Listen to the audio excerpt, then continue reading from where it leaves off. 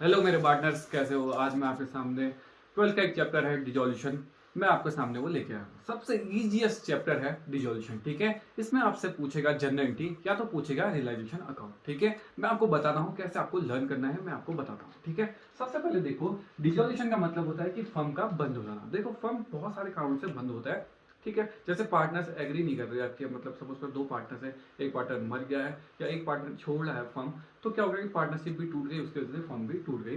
तो उसे क्या करते हैं, डिजोल्यूशन का मतलब होता है कि फर्म का बंद हो जाना, ठीक है। इसमें मोस्ट इंपॉर्टेंट है कौन सा? Realisation realisation account. मैं समझाता हूँ कैसे आपको लर्न करना है। बहुत ज्यादा इजी चैप्टर है, मैं सारी डेफिनेशन आपको लर्न कराऊंगा और उसके बाद पूरा क्वेश्चन भी आपको बताऊंगा कैसे जनरेट है लर्न करना। सबसे पहले रियलाइजेशन अकाउंट का मतलब है, रियलाइजेशन अकाउंट में बना के दिखा दूंगा कैसे आपको लर्न करना है, ये सब बताता हूँ आपको। देखो बहुत ज्यादा सिंपल चैप्टर है रियलाइजेशन अकाउंट, और मैं इसकी जनरेटियां पूछेगा पक्का पेपर में, उसकी जनरेटियां सब कुछ मैं आपको बना के दिखाऊंगा।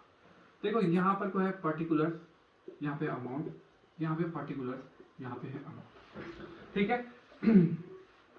ये रियलाइजेशन का अकाउंट का मतलब है जैसे नीलामी घर होता है ना, वैसे नीलामी घर मतलब नीलाम करना, अपनी चीजों को नीलाम करना है मैंने, ठीक है। तो मैं क्या करता हूं कि सपोज करो मेरे यहाँ पर कैश है। अब कैश को कभी मैं नीलाम थोड़ी करूंगा। अब 100 का नोट 100 रुपए में गया, इसका मतलब कैश नहीं आता। बैंक होगा तो बैंक भी नहीं आएगा, क्योंकि बैंक बैलेंस तो पैसे ही पैसा है ना। तो अब एक चीज और नहीं आता है, वो है तुम्हारा बैंक ओवरड्राफ्ट। ये तीन चीजें नहीं आती हैं रियलाइजेशन अकाउंट में, बस दिमाग में ये चीज, पहले तो ये चीज नोट करो कि कौन कौन सी चीजें नहीं आएंगी। कैश, अब पैसे को 100 रुपए का नोट 100 रुपए में तो बिकेगा ना, तो इसका मतलब उसको बेचना नहीं है। और पैसे को, सारी एसेट्स को बेच के पैसा कमाना है, सारी लाइबिलिटी को पेड ऑफ करना है। इसलिए एसेट्स में कौन सी चीजें नहीं आएंगी? कैश नहीं आएगा, बैंक नहीं आएगा और बैंक ओवरड्राफ्ट नहीं आएगा। सबसे पहले रियलाइजेशन अकाउंट, तो दिमाग रखना है। फर्स्ट में देखो दो दे रखे हैं, एक ये वाली साइड एक ये वाली साइड, दिमाग में रखना। सबसे पहले क्वेश्चंस को किस में देखना? बैलेंस शीट से देखना। बैलेंस शीट में सपोज करो यहाँ पर कोई एसेट्स दे रखी हैं और यहाँ पर कोई लाइबिलिटी दे रखी है, ठीक है।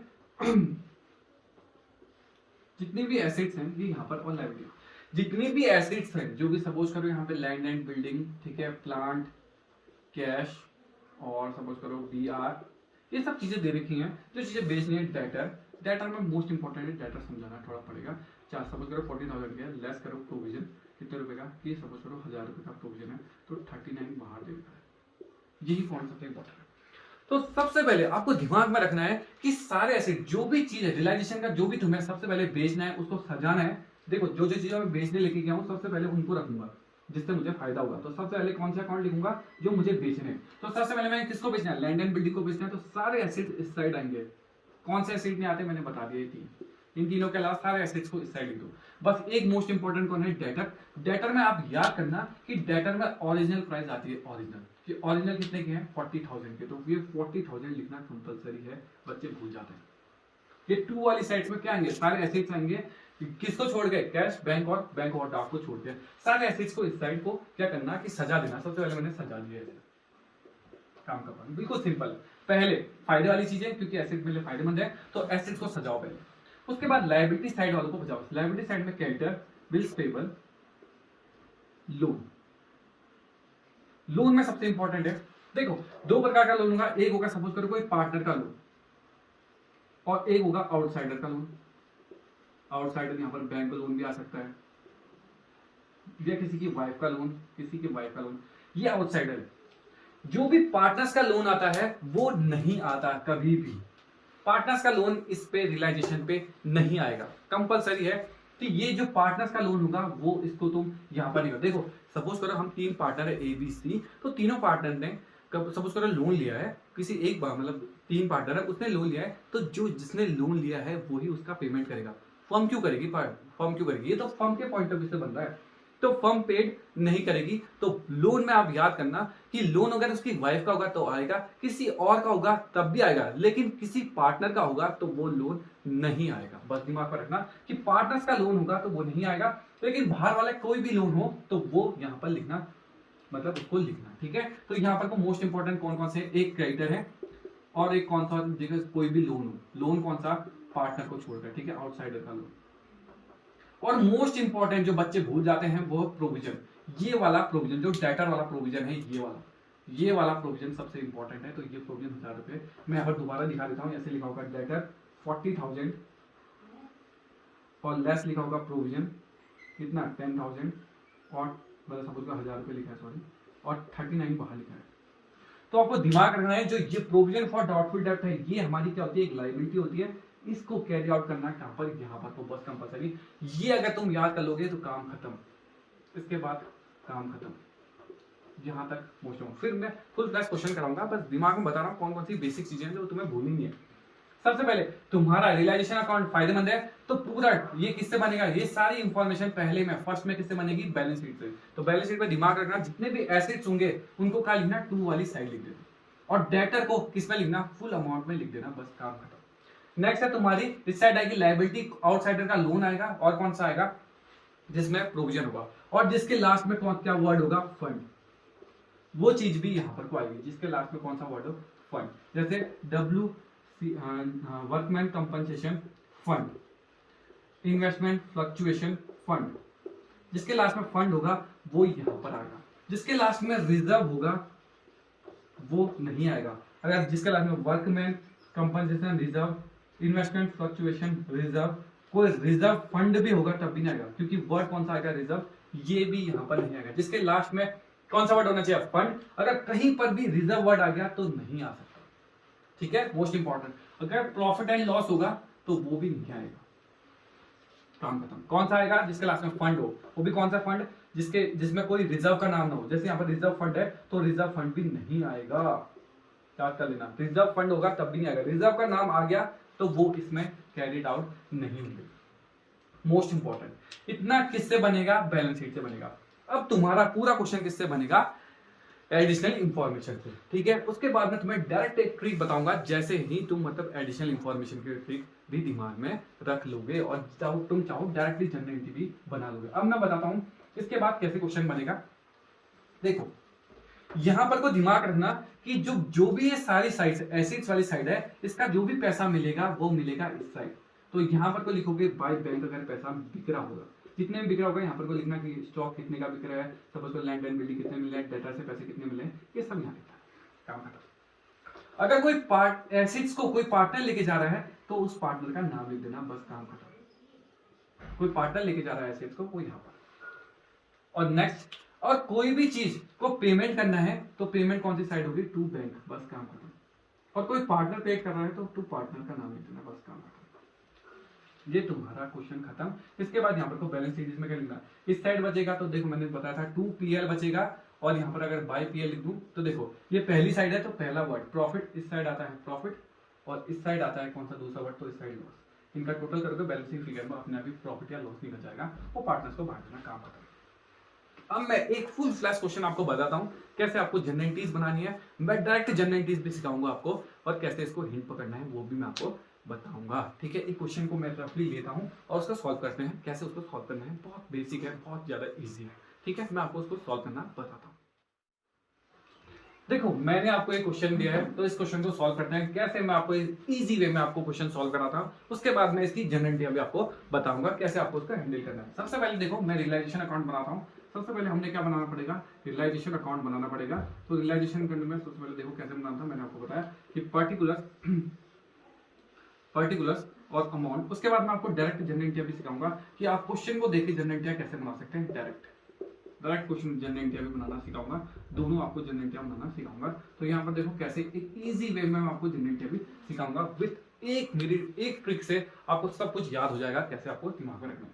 तो सबसे पहले मैंने बताया था कि इसमें किसको देखो, एसेट्स को देखो। तो मैंने आपको बताया था कि कैश का नाम तो नहीं आ सकता, क्योंकि कैश क्या है, पहले ही किसकी फॉर्म में है, कैश की फॉर्म में है। इन सबको भी कैश की फॉर्म में बनाना है। तो सबसे पहले मैं क्या समझाऊंगा, मेरे को बेचना क्या चाहता हूं, मैं सबसे पहले स्टॉक बेचना चाहता हूं। मैंने बताया था जो पॉजिटिव होगा फर्स्ट में, पहले पर तुम हमेशा अपनी एसेट्स को रखना पहले पर। ये पूरा क्वेश्चन बैलेंस शीट से उतरेगा, फिर जाके इनकी इंफॉर्मेशन का यूज करना। सबसे पहले देखो किसका यूज करना है, कैश का। तो सबसे पहले मैंने किसको बेचना चाहता हूँ, स्टॉक को बेचना चाहता हूँ। तो मैं स्टॉक लगा देता हूँ कितने रुपए का, मैंने सोचा 20,010 का मेरा स्टॉक, मतलब 20,100 का बिकना चाहिए।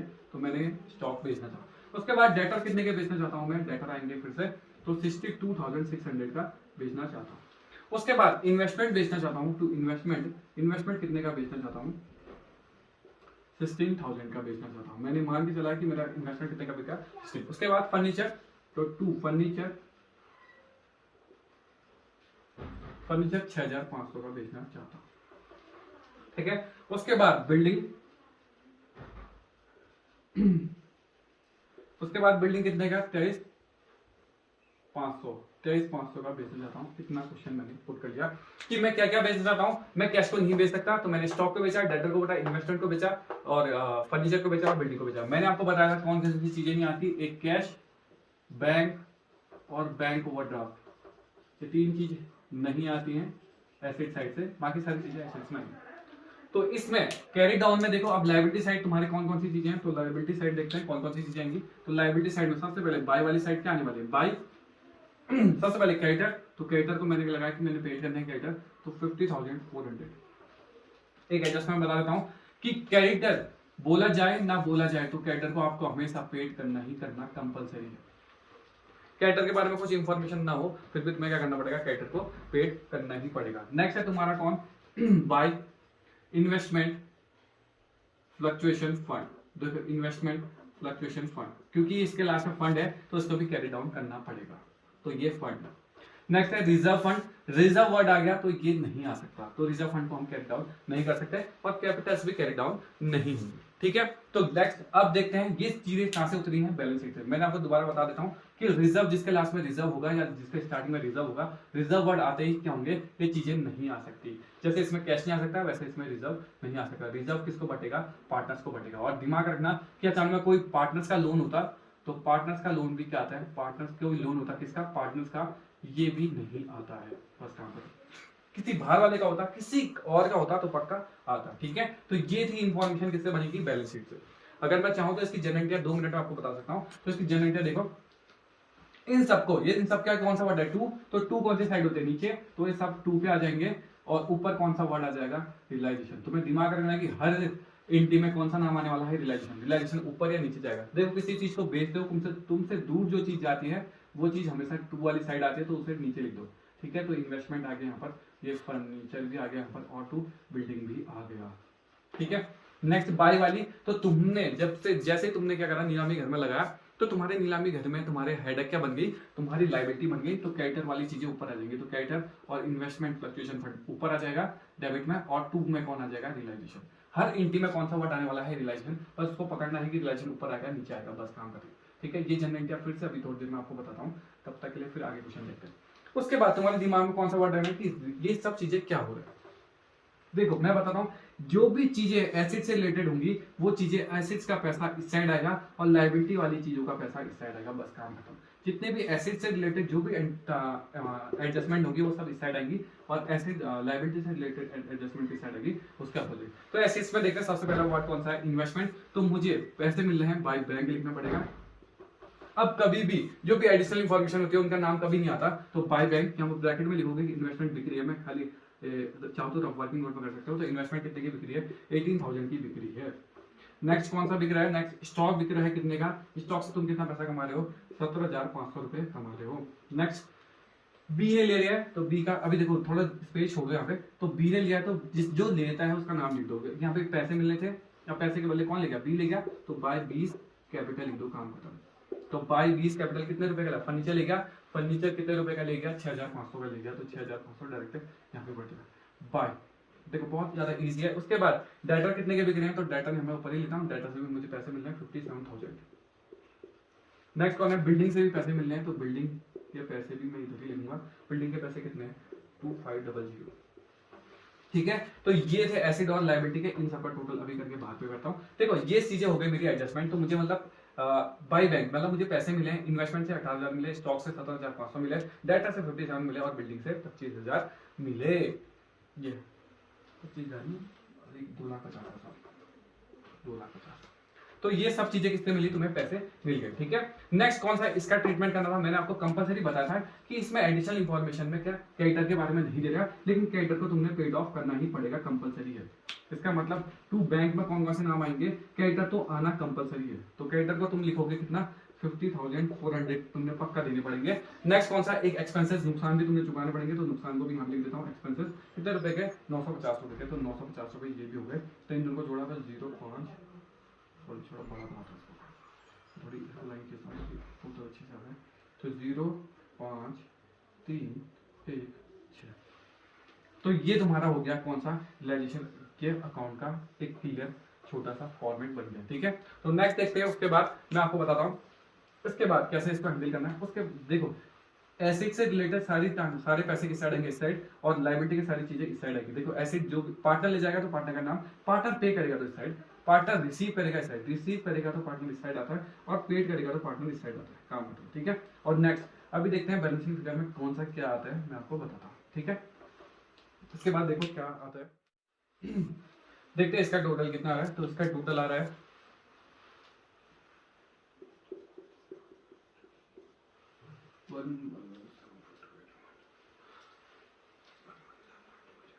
तो देखते हैं इसका टोटल कितना आ रहा है। इसका टोटल आ रहा है आपका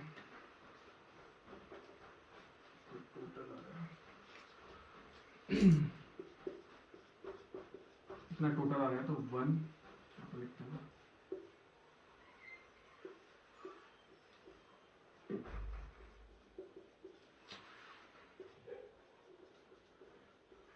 ठीक है। और इस साइड आ रहा लॉस, तो बाय प्रॉफिट एंड लॉस। तो ए और बी को कितना मिल रहा है देखते हैं। तो यहाँ पर बैलेंसिंग फिगर में आ रहा है आपका आंसर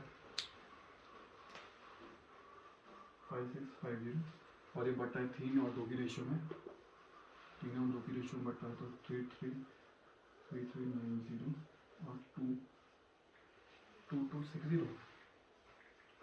तो ये ठीक है। तो ये तुम्हारा रिलेशन अकाउंट। तो इस रिलेशन अकाउंट में देखो कि तुम्हारा एसेट्स, सारे एसेट्स इस साइड आएंगी और उसकी लायबिलिटी इस साइड आएंगी। जिसमें फंड लिखा होगा वो लायबिलिटी साइड आएगा। उसके बाद सारे बैंक जो चीजें लायबिलिटी को पेड ऑफ करेगा तो इस साइड, और जो भी एसेट से तुम्हें पैसे मिलेंगे वो इस साइड। अगर कोई पार्टनर ले जाएगा तो पार्टनर का नाम। ठीक है, अब मैं आपको बताता हूँ एक ट्रिक बताता हूँ। उस ट्रिक में आपको बताता हूँ कैसे आपको उसे लर्न करना है। देखो अब मैं बताता हूँ एक ही मिनट में आपको इसकी पूरी और टोटल जनरेटिव कैसे लर्न करनी है मैं आपको बताता हूँ। देखो सबसे पहले मैंने आपको बताया कि जो भी अगर तुम्हें बैलेंस शीट की जनरेटिव बनानी है तो उसे कैसे बनाते हैं। यहाँ पे देखो मैं बैलेंस शीट की पहले जनरेटिव बना के देता हूँ। ठीक है, तो जो भी चीजें तुम्हें क्या करना है, तुमसे ये सारी चीजें जाने वाली हैं दूर, तो जो दूर जाती है उनको नीचे, तो स्टॉक नीचे जाने वाला है। जो चीज दूर जाएगी उन सबके नाम लिख दो पहले, डेटर और टू इन्वेस्टमेंट, फर्नीचर जाएगा, और 2 कौन जाने वाला है, बिल्डिंग जाने वाला है। तो जो चीजें तुमसे दूर जाएंगी उसके नीचे साइड लिखो, जो चीजें तुम्हें मिलेंगी उससे ऊपर। इसका मतलब 2 कौन सा अकाउंट आने वाला है, रिलायजेशन। दिमाग पर रखना कि पूरे जितनी भी जनरेटिव होंगी और टोटल जनरेटिव में एक ही वर्ड आने वाला है, कौन, रिलायजेशन। या तो रिलायजेशन ऊपर आएगा या तो रिलायजेशन नीचे आएगा। ठीक है, नेक्स्ट लायबिलिटी साइड वाली चीजों में कौन सा, देखो एसेट्स के सारे नाम नीचे और लायबिलिटी के सारे नाम ऊपर। तो क्रेडिटर और फ्लक्चुएशन, इन्वेस्टमेंट फ्लक्चुएशन फंड का नाम अकाउंट डेबिट, ये दोनों नाम क्या आने वाले हैं, डेबिट में। और 2 कौन आ जाएगा नीचे, रियलाइजेशन। दिमाग रखना जिसका अगर रिजर्व होगा ये पार्टनर्स में बटेगा, तो पार्टनर्स कैपिटल अकाउंट में आने वाला है ये। ठीक है, 2 रियलाइजेशन अकाउंट हो जाएगा, बस काम खत्म। ठीक है, तो ये थी तुम्हारी जनरेटियां मैंने आपको बताई। अब एडजस्टमेंट की जनरेटियां कैसे आपको लर्न करनी है मैं आपको 2 मिनट में बताता हूँ। और याद करना जैसे रिलेशन अकाउंट जो भी बनाए उसमें 2 वाले अकाउंट में सारे 2 में लिख दो और ऊपर पे रिलेशन नाम का नाम लिख दो। ठीक है, लॉस हुआ है तो लॉस भी देखो, लॉस वाली चीजें तो ए और बी के नाम ऊपर लिख दो क्योंकि इसमें लॉस हो रहा था, और 2 क्या लिख दो नीचे, रियलाइजेशन का नाम लिख दो। याद करना कि यहाँ पे 33 कितना बचा, 90 बचा था और 32 60 बच रहा था, ये वाला कैपिटल अकाउंट 2 रियलाइजेशन। हर किसी में नाम आने वाला है रियलाइजेशन। एक का रियलाइजेशन नाम तो डेफिनेटली आने वाला है, या तो वो डेबिट में आएगा तो क्रेडिट में आएगा। दिमाग रखना है कहाँ पर आने वाला है। जो चीज तुमसे दूर जाती है उसको नीचे, जो चीज तुम्हारे पास आती है वो चीजें, जो चीज तुम्हारे हेडेक बनी रहती है वो चीजें ऊपर। तो ऐसे तुमसे दूर जाने वाली है तो उसका नाम कभी नीचे है। ठीक है, अब मैं बताता हूँ क्या कि डायरेक्ट तुम्हें इनकी जनरेटिव कैसे बनानी है। अगर तुम्हें एडिशनल इंफॉर्मेशन की जनरेटिव बनानी है तो उसको कैसे दिमाग में रखते हैं, मैं एक छोटी सी ट्रिक से आपको याद कराता हूँ। अब मैं आपको बताता हूँ कैसे आपको एडिशनल इंफॉर्मेशन की डायरेक्ट जनरेटिव करनी है। सपोज करो कि आपको जनरेटिव पूछे, आप एडिशनल इंफॉर्मेशन की जनरेटिव कैसे कर सकते हैं, 1 मिनट में आपको बताता हूं। वर्ड है पहला इन्वेस्टमेंट। इन्वेस्टमेंट जो भी एडिशनल इंफॉर्मेशन दिया होगा उसका नाम कभी नहीं आता, काम खत्म। मैंने क्या बोला कि इन्वेस्टमेंट देखो बिक्री है, जो भी ये सारे नाम है इनके नाम आने से रहे, किसी का नाम नहीं आएगा।